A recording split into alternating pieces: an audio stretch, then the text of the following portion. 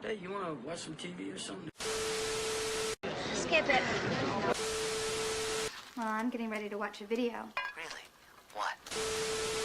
Nothing but foul language and toilet humor. I'm disgusted and repulsed and I can't look away. I need these things! I need these things! Tell me, do you want to go? We're stopping in on the color line. Oh, no way, Jose. This just in, go to hell! This conversation can serve no purpose anymore. Stop it! Stop it! Stop it! Stop it! Stop it! Stop it! Stop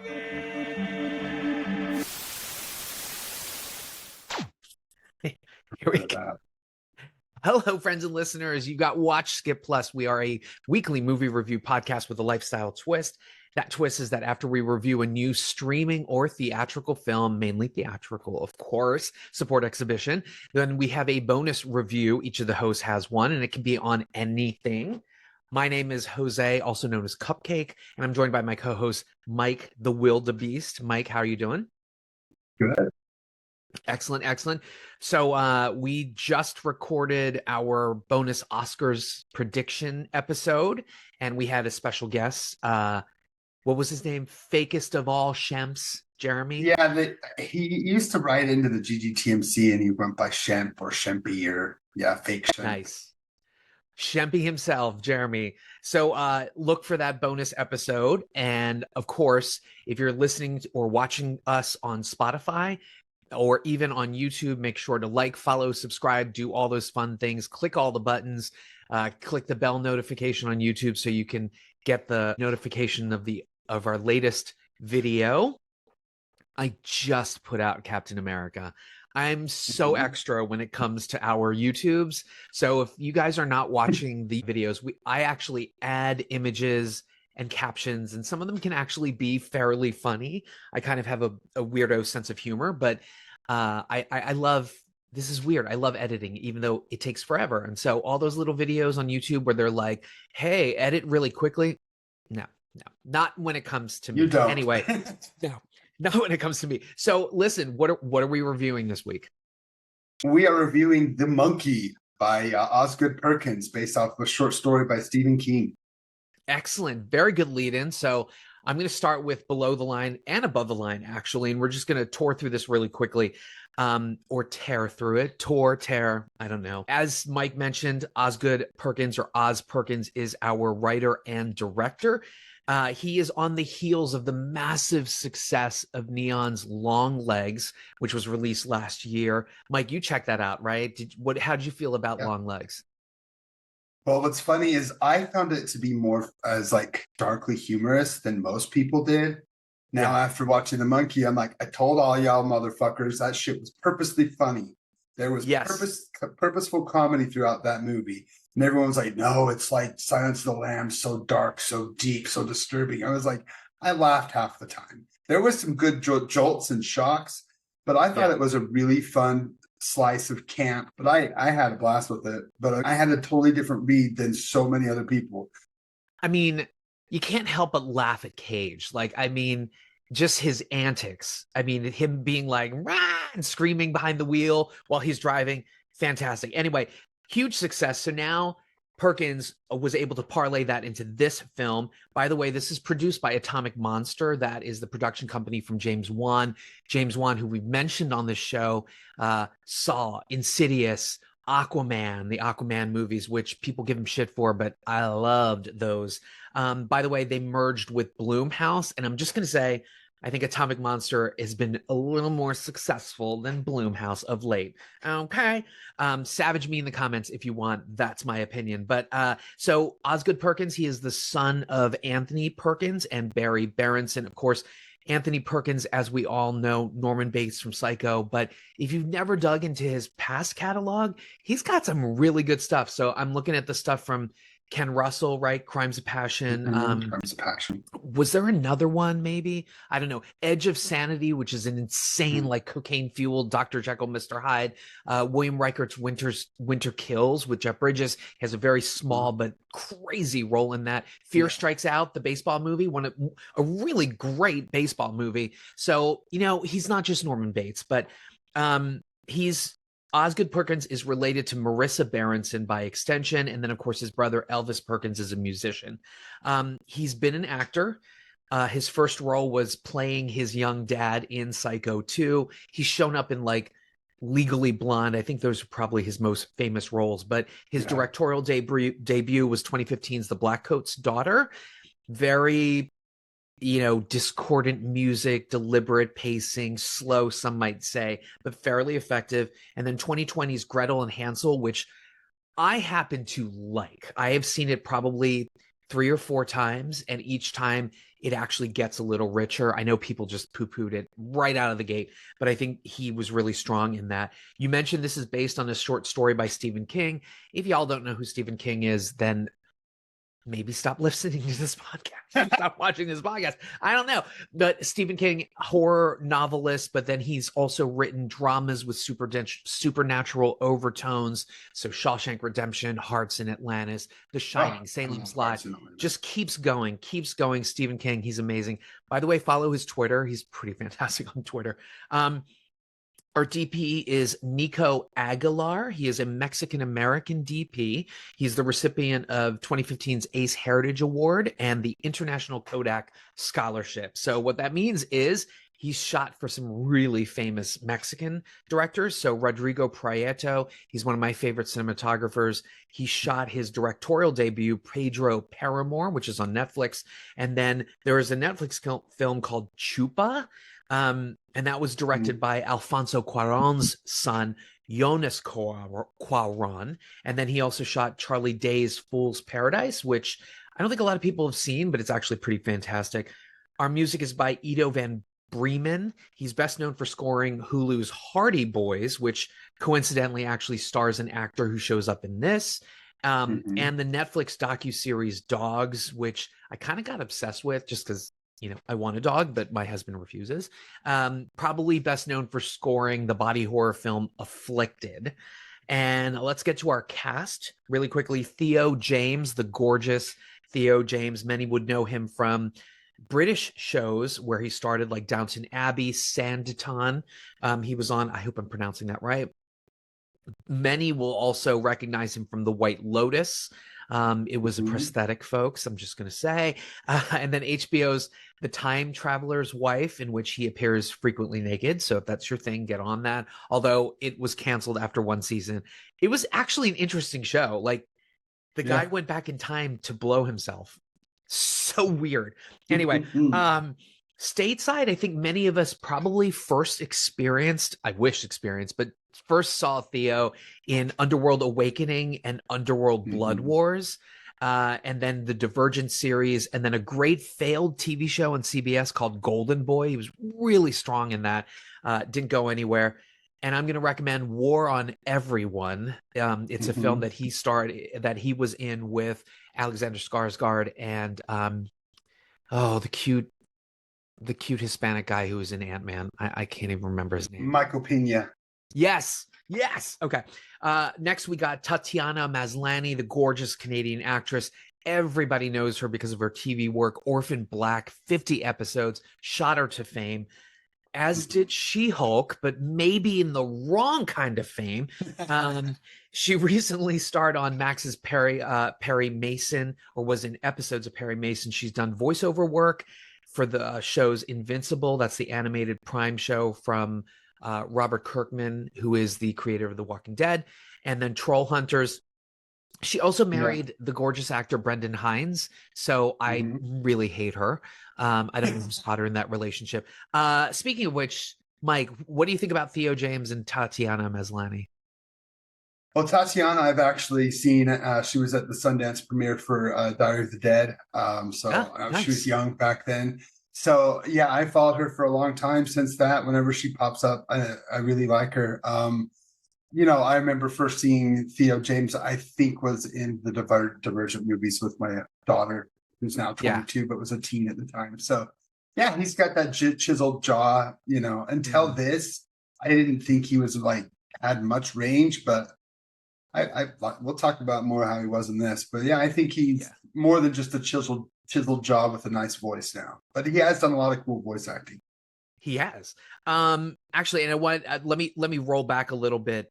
How do you feel on Osgood Perkins's other films? What did you think of Gretel and Hansel? Actually, I haven't seen that one. I've only seen when I saw it was called November or something. I think it was what they initially called the what did you call it? The Coatsman's Daughter or whatever. Oh, the Black Coat's Daughter. Yeah. Yeah, I think it was renamed to November or something like that at one point. When it had some weird release issues. But I liked it. I thought it was more of a slow pace than I was into, but I really loved what he did with his last film. So, okay, awesome. More on the cast. We've got some newcomers here. We've got Colin O'Brien, mostly TV work, but you will remember him as the young Willy Wonka in the musical Wonka with Timothée Chalamet, who we mentioned on the last episode as well. Very strange. Actually, the Oscar episode. That's right. Christian Convery. Many will know him as Gus from Netflix's Sweet Tooth, which is such a cute little show. Love that show. A little dark, but cute. He was also hysterically the misgendered boy in Cocaine Bear. Do you remember this? Like he was like climbing and he was like on the tree and they're like, "Come down, little girl. Come down, little girl." I loved it. He's also done voiceover work, featured not coincidentally in Invincible as well and Paw Patrol. And then we come to one Rowan Campbell. Gorgeous Canadian actor. I think he's gorgeous, mainly in TV, Snowpiercer, Supernatural. And then he catapulted to fame, maybe the wrong kind of fame, just like She-Hulk, playing Corey in Halloween Ends. Boy. And thus ending the love affair with not only the Halloween trilogy created by David Gordon Green, but also the love affair with David Gordon Green. What did you think about Halloween Ends? Because I got to tell you, his character, I was like, what are we doing? What are we watching? What in God's name is going on? Yeah, Corey's a cursed character, man. He was written to be hated. There's just no way. I know that Tyler from Raiders loves him and has like Corey gear. He's a huge fan. But there's Corey gear. I want Corey gear. Yes, he has Corey stuff. He's a fan of Corey. Again, I think it's one of the more cursed characters to be brought through this long-running mix bag of a franchise. But Corey's not a great character. He does what he can with it. But again, that's my least favorite of those reboot movies. And it just doesn't work for me. God, Halloween Ends was some shit. I've been meaning to revisit it, but I had such a strong reaction. You are correct. He wasn't bad in that. He's also starred in Hulu's Hardy Boys. I hear he's really great in that. I haven't seen it yet, which is surprising because I think he's gorgeous. Unfortunately, Campbell is rocking the most hateful wig in this film. It was a bad wig. Did they order it on Amazon? Like, what the fuck? Anyway, he's also been on episodes of Netflix's Virgin River. And here we go. That was above and below the line for The Monkey. Let's do it. Spoiler-free thoughts. I'm dying to hear what you thought about this. You gave us a little preview, but go for it. What did you think of The Monkey? Dude, I laughed so hard. This, after the flop of Hard Eyes, this is what I needed. I needed a horror comedy to actually work. This is a blissfully searing, dark comedy about how fucked up life is. And sometimes we die and it fucking sucks. And we just have to move on and we have to move forward. But God, this movie is hilarious. It's dark. It's funny. It was so much fun. What about you? Well, actually, let me ask some follow-up questions. First of all, what did you think about the gore? Like, that's the best part. It's a straight up splatter comedy, a la like Peter Jackson, a la old Sam Raimi. So yeah, it's exactly what I was wanting him to do, and it's what I saw him doing in Longlegs. There's so much of this similar type of humor throughout Longlegs, but so many people were so caught up in, oh, it's so much like Silence of the Lambs. What I felt the camp coming in and the dark humor which he plays with. Are you familiar with the short story? Nope, I've never read it. Okay, I've never read it either, so I'm curious. But one last question, and then I'll get to my spoiler-free opinion, and then we'll do spoilers. But are you a Stephen King fan? Yeah. My mom read Stephen King all throughout my childhood. The first book that she gave me to read was Cujo, and I was in junior high, I think, at the time. Wow, thanks, Mom. That's awesome. Then she started letting me watch a lot of, and then we just watched a lot of the movies. Yeah, so I think the last book of his she read before she died was Needful Things. Fortunately, the movie, I was really excited, looking forward to the movie. Didn't. I heard there's like a recut of it out there somewhere that's really cool. Like they split it into a mini series of some sort, where they made it a extra long cut. So I'd like to see that, but rest in peace, Mama. She really got me into Stephen King. Obviously, Perkins injected his own sort of like dark humor and sensibilities in here. But do you think this follows King's sort of themes and the way that he writes his stories and how his stories end up? In a way, yes. Stephen King has never been shy of adding humor. I mean, even in some films, like what's the one, was it Dreamcatchers, about the aliens coming out of people's asses? There's a lot of, yes, there's a lot of comedy, and there's a lot of humor in that. Hearts in Atlantis has a lot of humor in it. I mean, he's never shy to write some dark humor, and a lot of his characters are, tragic comedic storylines. So, I mean, yeah, I've never seen anything quite like this that he's written. So I'd love to see what the actual story, how that plays out. Yeah, and the monkey. What did you think of the monkey itself? Such a cool design. Really a cool design.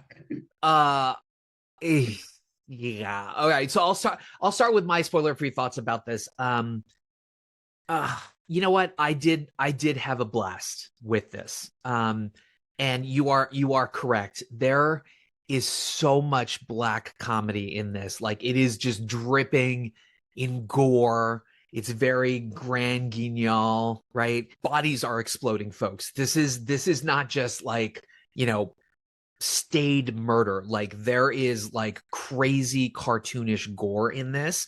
And I love his sense of humor, his sensibility, and how dark this comedy is.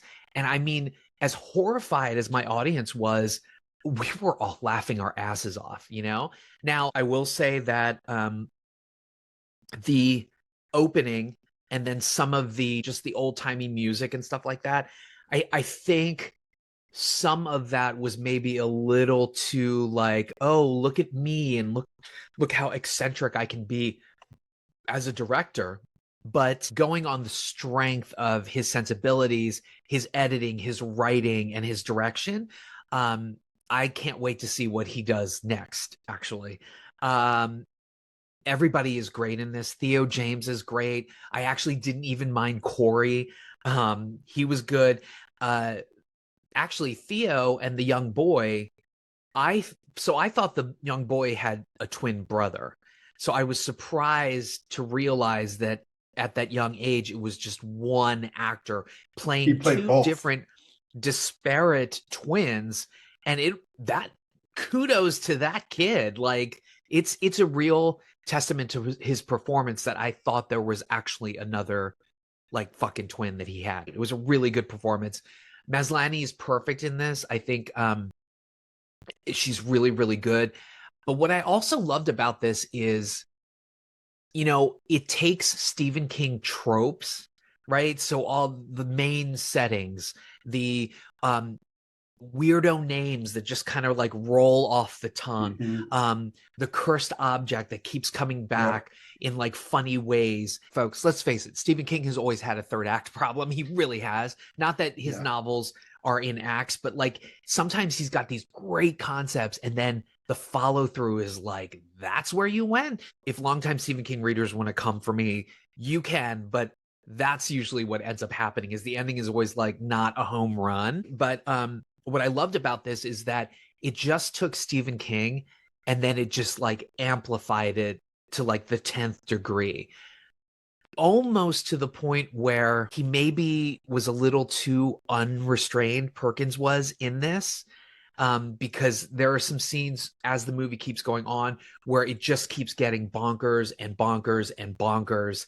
And so there was a part of me that wished that maybe it didn't feel so out of the box cartoony and extreme. Anyway, it's definitely a watch. I think, like I said, I think it was like super, super extreme. I would liken the pacing and the editing to kind of like the Family Guy or like an animated like SpongeBob, like, because you know they're crying about a character or they're saying don't do this, and then there's a quick cut and it's just like comedy, like fucking comedy, you know. It appeals to my Adult Swim. Adult Swim is what I thought the whole time. I'm an Adult Swim fan, and I have been forever. This is Adult Swim comedy. Is again like Crazy House. I love that style when they can mix and blend genres, and this is an Adult Swim film, pretty much. Yeah, completely. But it's like rapid fire. Like it's so when I say cartoonish, grand guignol, absolutely. So you know, I often use the word hyperbolic, but that describes this in spades. What did you think about the prologue with the guest star cameo, which I'm not gonna I won't ruin. We'll do that in the spoiler. Did you like that opening? It was pretty Yeah, I thought the opening was hilarious right off the bat. You know, as soon as you start playing with intestines, I'm in. So the other thing I wanted to mention is that almost like Stephen King, because you know when I think about it or like The Shining or even like, you know, Dr. Sleep or whatever, there is like a supernatural bent to Stephen King's stories, but often what happens is these little tangents happen where you're kind of like, how is this connected to, you know, Pennywise or you know, people who shine? Like suddenly now we're getting all these weird things. And so what was interesting about this film is he amplified that here, because ostensibly it's about the monkey, but then these things start to happen where it's like, wait, the monkey's not there. But even if that's a flaw, I just went with it because there's a kill here at the motel that was just like, I'm like, why is this happening? Like the monkey's not near them really, but then it's affecting like the town, just like in most of the Stephen King stories. And it felt like a Needful Things spinoff. Like it literally feels like a curio from Devil's store. So it feels like this could be completely linked right back to Needful Things, right back to his whole world. Right. They should have teased that it like kind of came from a weird pawn shop or whatever. But you know, but that's such a Stephen King thing. And then just the rapid fire timing of all of the different people being dispatched because of the supernatural monkey, like spreading its like sort of like poison or whatever. Great. Oh, that ending. It was Carrie-esque in its brilliance. There's so many little touches of just Stephen King homage, and there's a moment that's very Carrie-esque from what the book was. Not the original film, but the remake and the book kind of shows the destruction of what Carrie does. And we get some cool scenes in this. Oh yeah. So speaking of third act stuff, do you think it tied up really well? Yeah, I actually felt like, unlike a lot of Stephen King films, that the third act was pretty tight in this. I thought the second act, when you introduced the son, that's when it kind of lost me for a little blink. In fact, we just got done recording our Oscar episode, so there was moments I had to kind of keep myself awake through the introduction of the Corey character. That whole part, that middle section to me could have been snipped, even though the movie's short. There's a couple minutes you could have clipped in there. I felt like the second act was kind of meh, but I loved the third act. I loved once we brought it all back and we see the adult brothers together. I thought that was a blast. I have to tell you though, that ending, I'm still not sure about that ending, but because it's so cartoonish and bonkers, by the time we get to that ending, it's kind of like sure, why not? Right. Which I'm sure we'll discuss. But okay, so for me, definitely a watch. How about you? Oh yeah, it's a hard, stiffy watch for me, man. I love this. Nice. Nice, nice. By the way, did you stick around for the end credits? No, because I had to run to go do something that we Oh, ended up that's right. You had the premiere, the movie premiere. We- Huh? Oh, Yeah, we had a movie premiere, but we didn't get to it because of traffic. I'm sorry. So good. Not your fault. It was our timing in downtown packed. Got it. All right, folks. So definitely get out, watch The Monkey. It's a great new effort from Osgood Perkins, and he's really setting the genre world on fire. I can't wait to see his next one. And I'm not going to spoil it now, but I will say, please sit through the credits and wait for what happens at the end. And I will spoil that in the spoiler section, but just hang Spoil out it for me. that tag. So, all right. So if you have not seen The Monkey, directed by Osgood Perkins, starring Tatiana Maslany and Theo James and Corey from fucking Halloween Ends, we're gonna turn the key on this motherfucker and spoil it in 3, 2, 1. So that ending, they're driving out of town, and there's this all like the mist. crazy mishigas going on, exactly. And one of the pale horsemen, I guess, or horsemen of the apocalypse, shows up and crosses in front of them. What did you think about that? Again, I was thinking about the mist. It felt like the mist, and instead of the aliens attacking them, we see that this is all part of, God and the devil's plan. It all links back to Needful Things. I wish that we had Jeremy here because he's a huge Stephen King fan. There's definitely some tied things and some tied, lore. Stephen King. Oh, definitely. So that's what I mean by all of this being so bonkers and just opening up. I don't know necessarily that you needed the pale horseman to show up, but like I said, at that point you're just kind of like, yeah, fuck, why not, right? Because I think the point of that scene is, just enjoying life, right? Because then he suggests to the kid, let's go dancing, and he's like, what the fuck are you talking about? And I really wish that there was a scene of Theo James dancing, because I'd really like to see what it looks like when he dances. But alas, we never actually got that in terms of, him dancing. But it links back to that scene of him and his twin brother and his mom, that one bit of happiness they had from dancing in their childhood. Yeah. So it was a nice little link to him trying to reconnect and bring the only good things from his childhood back to his son and his relationship. So yeah, there was a heart to it, even though the film's very absurdist, very over the top. I did like that there was a sweet little heart there with those characters, but it took me a while to kind of vibe with Colin O'Brien as Petey. He kind of had that too snarky kid type of vibe. I think that was more had to do with the writing of that character specifically. But once I caught the vibe, I liked it. I liked what went. So I know this is terrible. I mean, I made references to Shira Haas's Linda Hunt in The Year of Living Dangerously, but like I turned to Scooter and I kept saying to him, why they cast that boy? He looks like the monkey. And I feel terrible, but I'm telling you, if you go back and watch this, look at the son. He looks like the goddamn monkey, which anyway, it is what it is. But speaking of spoilers, at the end of this film, we get a little trailer for Oz's new movie. So it was it was really kind of odd. The movie was it's called Keeper. That's it. So at the end, there's this sort of like montage of these women, and the women are sort of like, they're talking about something, and one lady's in a tub or something, and there's all of this scary, discordant music, but it basically says, coming soon, Keeper, from Osgood Perkins. So stick around for that. That's the trailer.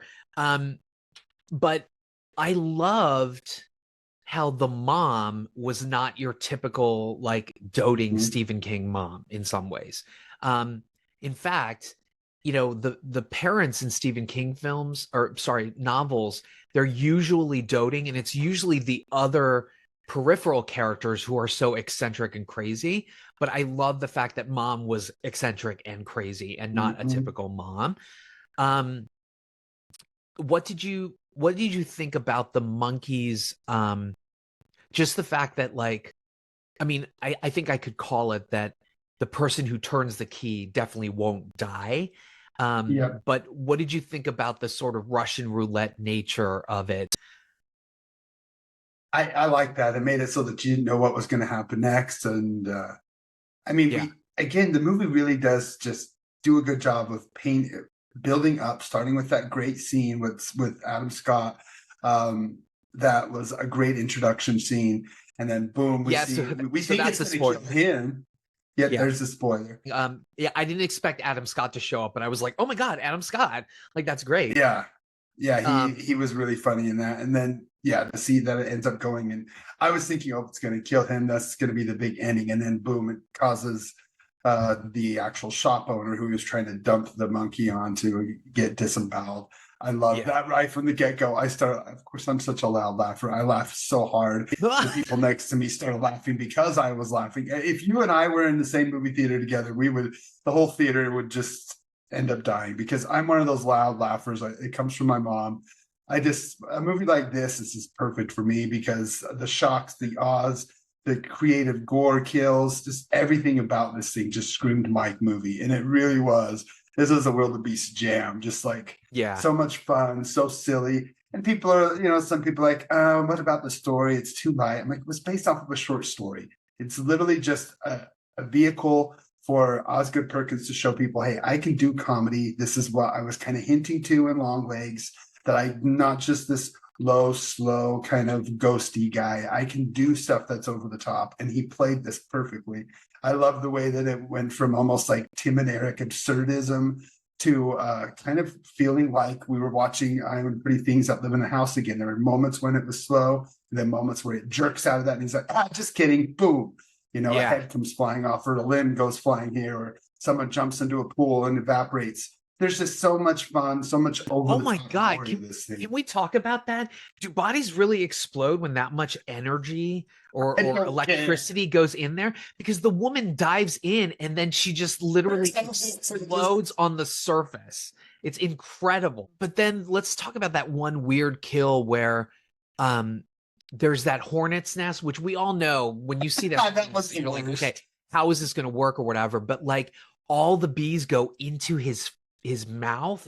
That was Corey out there. Yeah. Maybe as out there as the twin brother who has the most disgusting mullet I think I've ever seen in a film. In addition to Corey's awful black wig. But it's just as absurd as the altar that he creates for the monkey. There's like all these TV screens. I'm like, did Osgood Perkins watch a Marilyn Manson video and was like, we're going to do that. We're going to have a temple of televisions and the monkey's going to sit on top or whatever. It was so weird. By the way, weird. I swear I saw Megan in one of those television screens. I didn't know for sure, but I swear I thought something that looked a little like Megan. But it was taking a Stephen King trope and then just like amplifying it by like the 10th degree, because we find out that the brother is obsessed with the monkey because what he was trying to do was he thought he could get it to kill, right? No, kill his brother. He wanted revenge. Okay. He wanted revenge.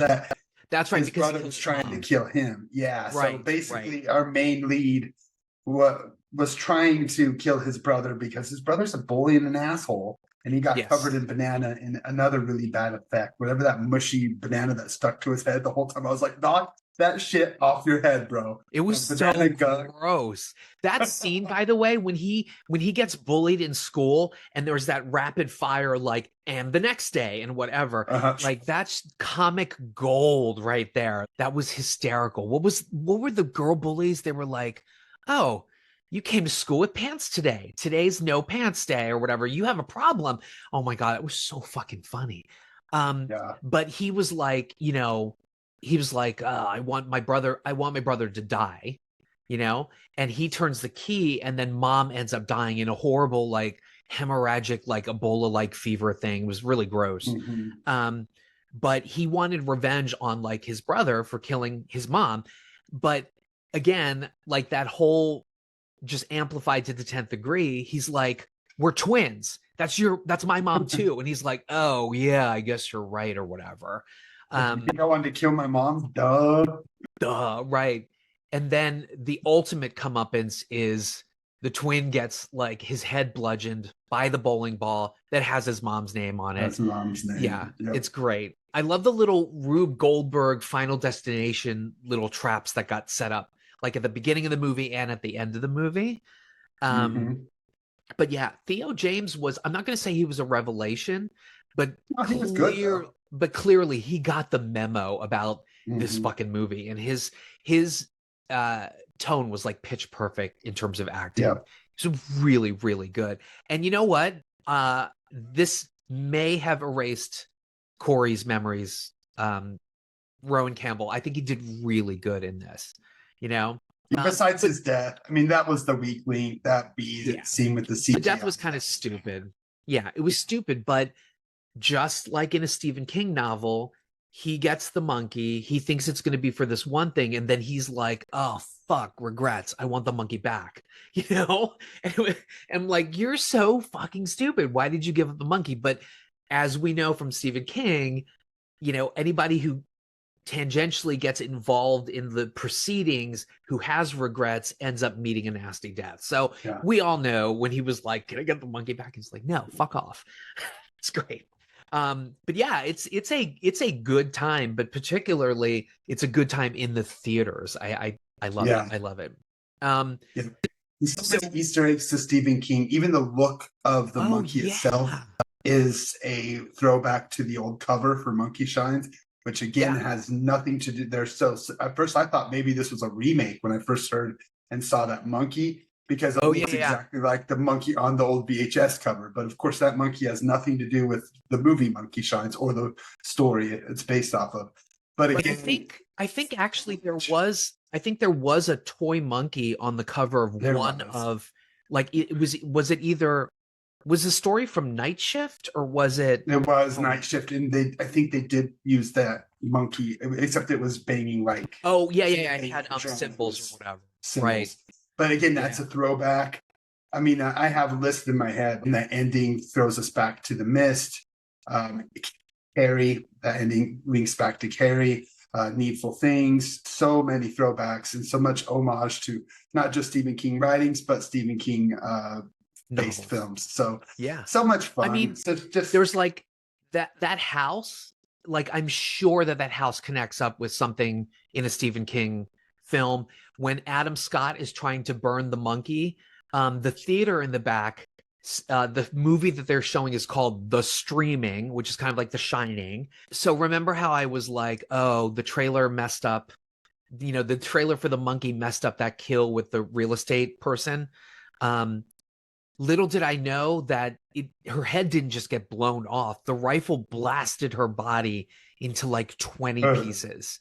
Like I was like, okay, where can I get that rifle? Because obviously if I want to protect myself, blowing bodies apart would be one way to do it. But just the gore was so over the top. So fun.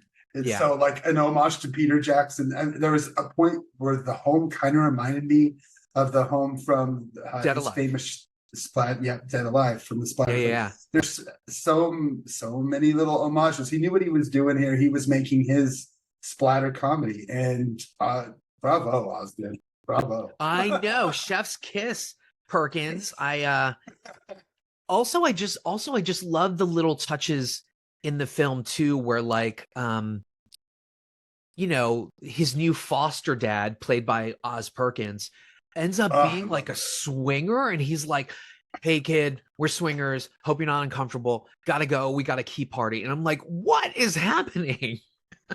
I thought, but you're right, very Adult Swim.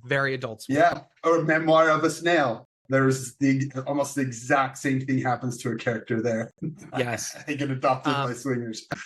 Or nudists or whatever. And then they go on the nudist cruise. I was like, oh my God. By the way, I discovered that they actually do nudist cruises, and I'm dying to go on one. Anyway, so definitely, you know what? I think it's a hard watch for me too. Like everybody go out in the theaters and see it with your friends. Bring your friends. It's a great experience. Watch for you too, right? Yep, total watch. Yeah. Had a blast with it. Absolutely. All right, so we've got some pluses. I'll start with you. What you got? Okay, my plus is again going back to Netflix and documentaries is the new American Murder Gabby Petito documentary.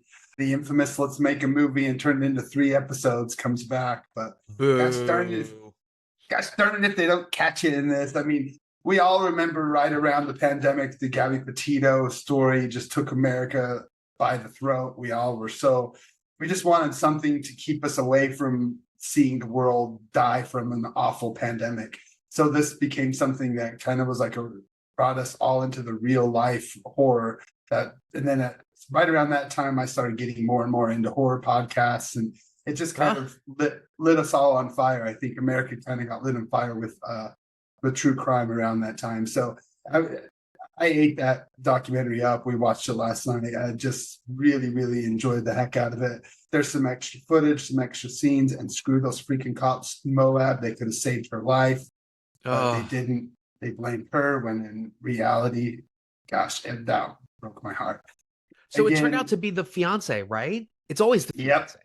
Yep. It turned out being the fiance. I mean, it's a new story, so we all know what happened, but there's enough new stuff that you're just like, oh, okay, now we see really what happened. I myself think it was a crime of passion. Young people should not be stuck together like that 24/7, let alone anyone who's been in a relationship for a long time. But people who are in their 20s, new relationship, let's go and live in a freaking van together. No. That's just going to lead to some psychological issues, some getting frustrated with each other. And I think that's kind of what happened is he snapped. He just had enough and they got into a fight and he choked her to death. And so I mean, that's a passion. It's so crazy. Like, I feel like schools really do need to teach emotional intelligence and regulating your impulses and understanding that, every thought that goes through your head, you don't have to act on it. Like, I mean, just hearing about this, it's like a Stephen King novel. Like, who is like, I'm going to marry this woman. Oh, we're having a fight. Let me just strangle the shit out of her. Like, I just don't understand. Tragic story, and there's some interesting allegations put towards the killer's parents. Again, watch it if you didn't know the story. I don't want to spoil too much, but go ahead and give that a spin if you're into true crime documentaries. American Murder, the Gabby Petito story on Netflix. It's a quick 3-parter. You can bust through that in a night. Yep. Oh, I forgot how cute they actually were. I know. They're a cute couple. Yeah. Oh my God, they're adorable. This is ridiculous. I was trying to get the director. I can't. Also, I love that it says 1 season and it's like 3 episodes. I'm like, are we in the UK where like, a format is what they call series over there is like 3 episodes and that's it. Okay, awesome. Got to check that out. Netflix. Great. All right. So for my plus, I might have plussed this before, but now that we're on YouTube, I can do it visually, which is great. So I hate plastic. My household, we've been waging a war against plastic. And so Scooter uses those Harry's shaving things with all the plastic cartridges. And, every time I see him shaving with it, I'm like, I picture the island that it's building in the ocean and like all the little like people on it living and being like, oh, give us more plastic. Anyway, maybe we could write a script about like people living on a plastic island like that. But anyway, there is a company called Leaf Shave. And I've got the little case here. Ooh, cool. And inside you get your razor.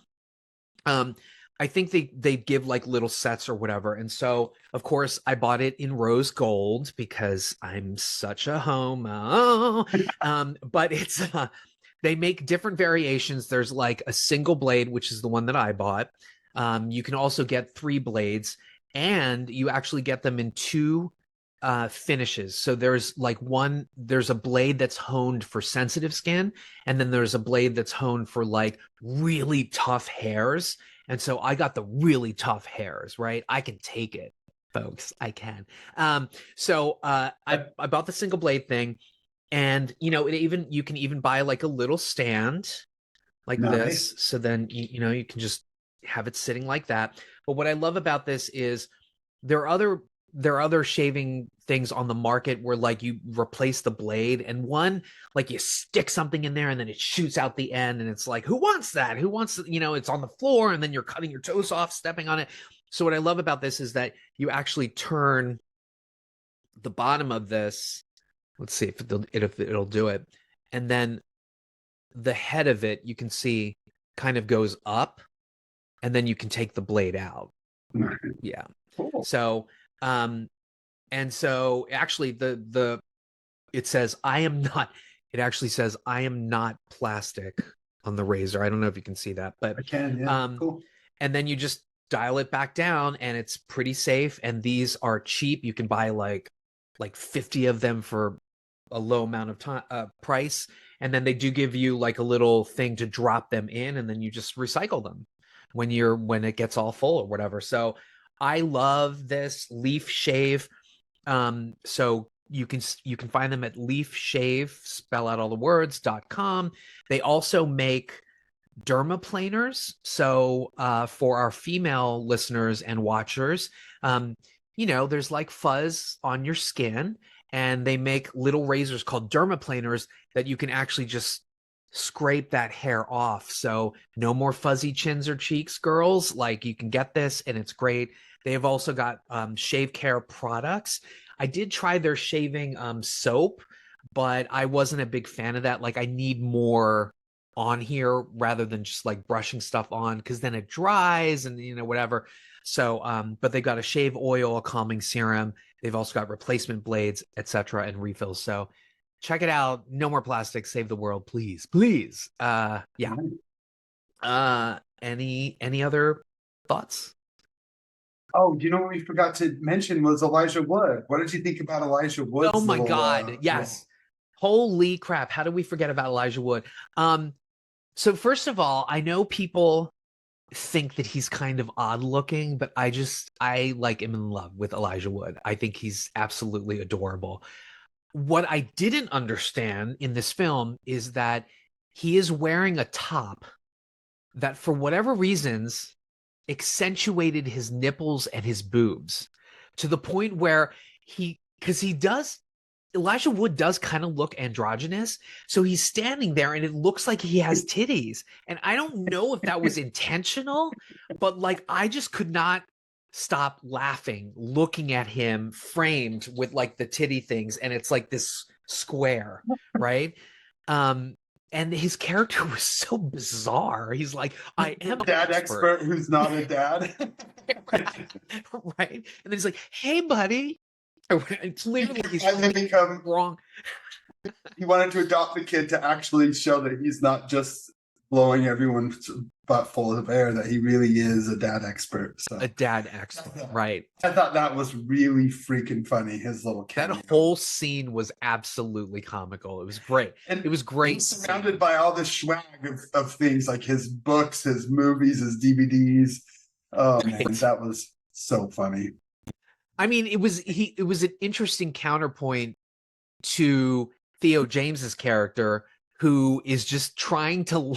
This is what I love again about the fact that the way Oz Perkins wrote the movie was again just exaggerated Stephen King to the nth degree. So to be sure, there are other novels where something happens to a character in a Stephen King novel and then they become a loner or a drifter because they don't want that imparted to other people. Yep. And so Theo James's character is trying to languish in obscurity and not be noticed by anybody. There's that hilarious scene where he's like in the store and he's, somebody comes up and he's like, whatever. Like, he just doesn't care, right? So it's interesting, the counterpoint to Elijah Wood's character, where he's just like, oh, I'm an expert and look what I can do and this and that. And by the way, I'm gonna adopt your son and you don't have a say about it. And he's like, what's happening? Hilarious. So great. Yeah.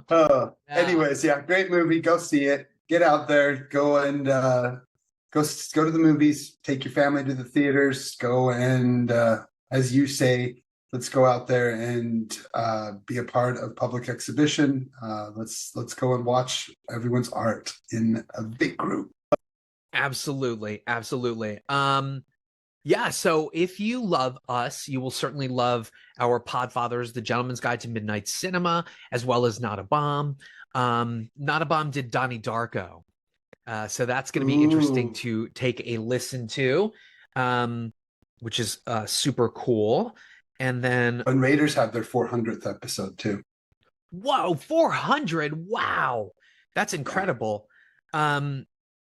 GGTMC still has the Pandemonium episode with Josh Hurtado.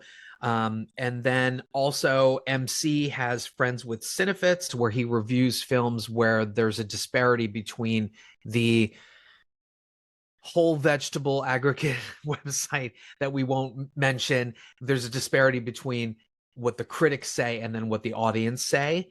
And then also check out Night of the Living podcast, Wild Dream podcast, Death by DVD, Raiders of the Podcast, which you said 400. That's incredible. Yeah, they each picked a movie. They did 4 movies. They each picked one that was like they've reviewed before that really is like a touchstone of what they like. So, of course, Kevin's known for the Kevin 7, so he chose 7.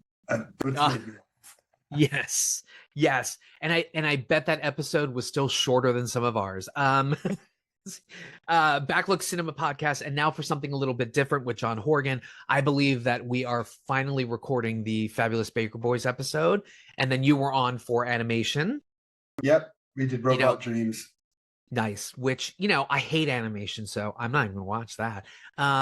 Caliber 9 from Outer Space, Feminine Critique, and then these podcasts have a great back catalog, and they are active on Facebook. Married with Clickers, VHS Files, Silva and Gold, and The Cult of Muscle. Yes, please support exhibition, support Osgood Perkins.